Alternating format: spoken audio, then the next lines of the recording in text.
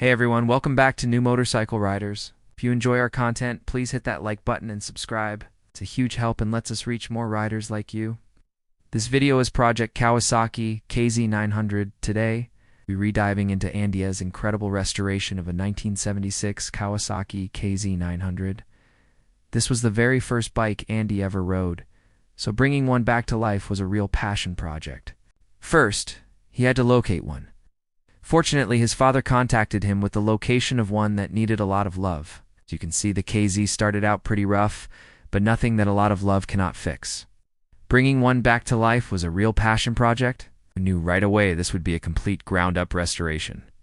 After stripping it down to the bare frame, Andy got a clear picture of what was salvageable and what needed replacing.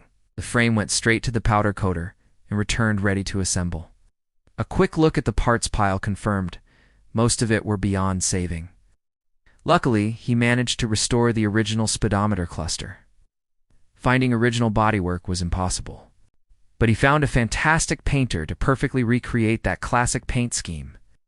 With all the parts ready, it was time for reassembly. The motor was freshened up to original specs, and after months of hard work, the KZ lives again.